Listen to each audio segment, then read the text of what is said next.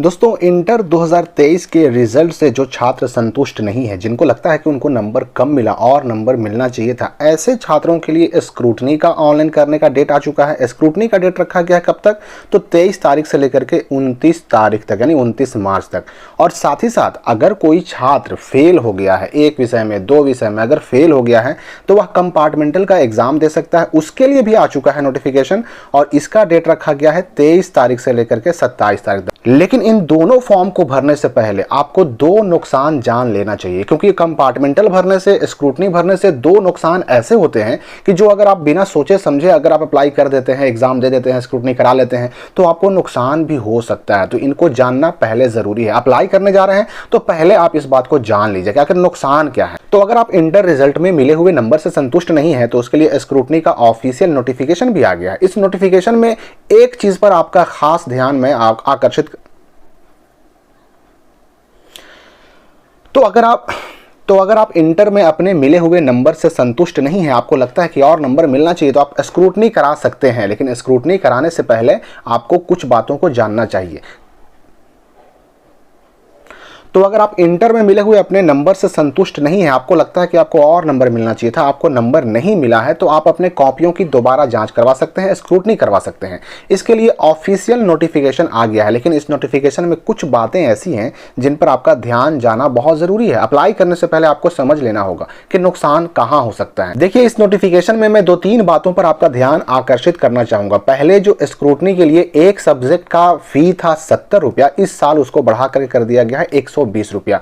यानी अगर आप एक सब्जेक्ट का स्क्रूटनी कराते हैं तो 120, दो का कराते हैं तो 240। इस तरह से जितने सब्जेक्ट का स्क्रूटनी कराइएगा आप, उतना को आप 120 से गुना कर लीजिए, उतना पैसा आपको पेड करना पड़ेगा। एक बात और याद रखिए कि स्क्रूटनी के ऑनलाइन करने के लिए आपको अपने स्कूल या कॉलेज जाने की जरूरत नहीं है। ये आप किसी भी साइबर कैफे से कर सकते हैं या अपने मोबाइल से भी कर सकते हैं। इसके लिए स्कूल कॉलेज से कोई मतलब नहीं है। लेकिन कंपार्टमेंटल का फॉर्म आपको अपने स्कूल या कॉलेज में जाकर के ही भरना होगा। तो 120 इसका फी हो गया। और जो नुकसान की बात मैं कर रहा था, वो यहां पर आप विशेष रूप से ध्यान दीजिएगा। यहां पर देखिए क्या लिखा जा रहा है, इस पर बहुत ध्यान देना है आपको कि स्क्रूटनी अगर आप कराते हैं तो स्क्रूटनी में होगा क्या। तो अगर आपकी कॉपी के अंदर के जो पेज हैं उसका नंबर मेन पेज पर अंकित नहीं है, लिखा हुआ नहीं है, तो उसमें सुधार किया जाएगा, ठीक है। और जो नंबर आपको मिला उसको जोड़ने में अगर कहीं कोई गलती हुई है तो उस जोड़ में सुधार किया जाएगा। और यदि कोई प्रश्न या उसका कोई खंड या उसका कोई भी हिस्सा, यानी कि जो जवाब आपने लिखा अपने कॉपी में, उसका कोई भी हिस्सा अगर चेक नहीं हुआ, उसका नंबर आपको नहीं मिला, तो उसको चेक किया जाएगा और उसमें जो नंबर मिलेगा वो आपका फिर से जोड़ दिया जाएगा।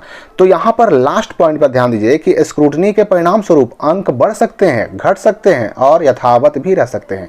मतलब आपका नंबर बढ़ सकता है तो घट भी सकता है, या फिर जो था वो भी रह सकता है। तो अगर आप 2, 3, 4, 5 नंबर से अगर आप डिवीजन से चूक जा रहे हो, फर्स्ट नहीं हो पा रहे, सेकंड नहीं हो पा रहे, तो डिवीजन से अगर चूक रहे हैं या फिर फेल हो रहे हैं 2-3 नंबर से, 4 नंबर से, तब तो स्क्रूटनी आपको जरूर करना चाहिए। लेकिन अगर आपका नंबर अच्छा खासा आया है, 400 है, 380 है, 390 है, तो स्क्रूटनी ना ही करवाएं तो बेहतर है। हाँ, लेकिन अगर आपको फुल कॉन्फिडेंस है कि नहीं हमने लिखा है, तब आप जरूर कराएं। आपका अंक बढ़ सकता है, लेकिन घटने के चांसेस भी रहते हैं। इस बात को आपको समझना होगा। अब कंपार्टमेंटल से क्या नुकसान होता है वो मैं आपको बताता हूं। तो इस साल इंटर 2023 का जो है स्पेशल एग्जाम जो होने वाला है, कंपार्टमेंटल एग्जाम जो होने वाला है, इसमें शामिल कौन कौन हो सकते हैं पहले वो देख लीजिए। पहले तो शामिल वो बच्चे होंगे जो किसी कारण से 2023 के इंटर एग्जाम के लिए फॉर्म नहीं भर पाए, रजिस्ट्रेशन करवाए लेकिन फॉर्म नहीं भर पाए, वो इसमें शामिल हो सकते हैं। लेकिन शर्त यही है कि उनका रजिस्ट्रेशन किया हुआ होना चाहिए। दूसरे वैसे बच्चे शामिल हो सकते हैं कि जो किसी कारण से 2023 के लिए फॉर्म तो भरे पर इसमें अब्सेंट हो गए, इसमें एग्जाम नहीं दे पाए, यानी कि अनुपस्थित हो गए। वो भी इसमें फॉर्म भर करके अपना 1 साल बचा सकते हैं।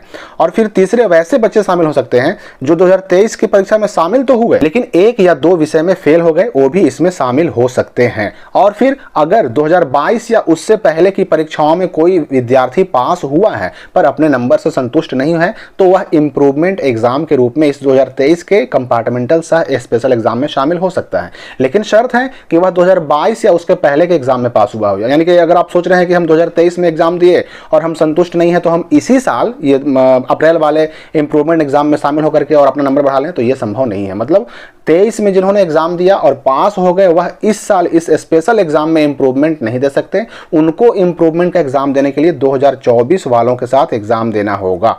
ये बात आप स्पष्ट समझ लीजिए।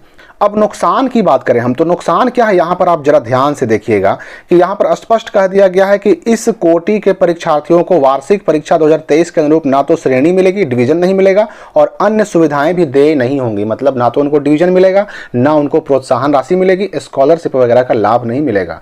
ये केवल आप साल बचा सकते हैं, आपको ना तो डिवीजन मिलेगा, ना ही स्कॉलरशिप, प्रोत्साहन राशि, कुछ भी नहीं मिलेगा। ये नुकसान आपको पहले समझ लेना है कंपार्टमेंटल एग्जाम देने से पहले।